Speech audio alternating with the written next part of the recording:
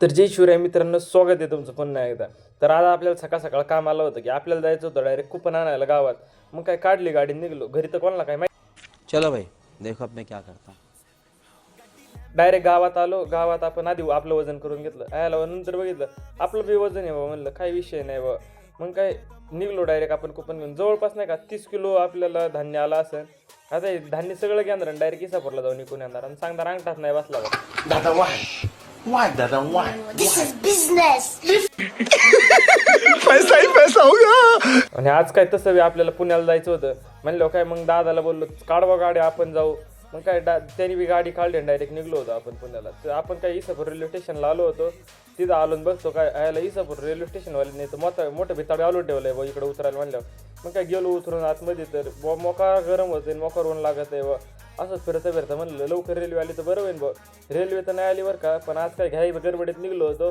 त्याच्यामुळे मेकअप करायचं विसरून गेलो. रेल्वेवाले म्हणले काय तुला मेकअप करायची गरज आहे, आम्ही आहे ना. तिथंच मशीन आणि हायवा चालू होतं. त्याने अख्खा मेकअप करून टाकला. आता लवकर गाडी आली तर बरं आहे बा. तेवढ्यात चलावं म्हणलं, गाडी बी आली आहे. मग काय गाडीत वगैरे बसलो. जागा बी असली क्वालिटी भेटली होती ना. जागा अशी म्हणजे आपल्याला वाटतं डायरेक्ट आपल्या बापाचीच रेल्वे आहे काय, अशी जागा भेटली होती. अख्खी मोकळीच होती. म्हणल्यावर काय विषय आहे. मग काय निघलो होतो तर मध्येच थांबली बा गाडी. इथं नाही का जवळपास अर्धा पाऊण तास थांबली असेल दौंडमध्ये गाडी. कारण आपल्याला माहीत नाही का मग काय माहिती थांबली होती. जाऊ द्या म्हणलं आता थांबली, परत नाही थांबली पाहिजे. तर परत बी मध्ये कुठेतरी थांबली बा. मग काय म्हणलं चला खाली उतरून घेऊ आता, कवर बसायचं वर बी. मग काय तिथं माणसं सुट्टा मारत होते बा खाली बसून.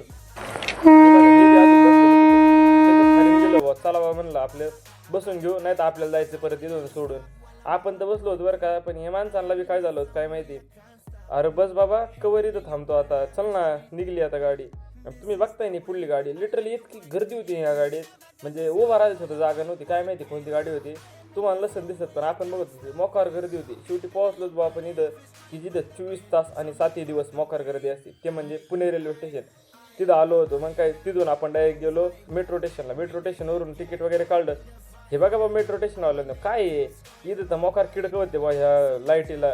गावाकडं तरी कमी असते तेवढी, इथं तेवढं बघा बा तुमचं काय असेल ते.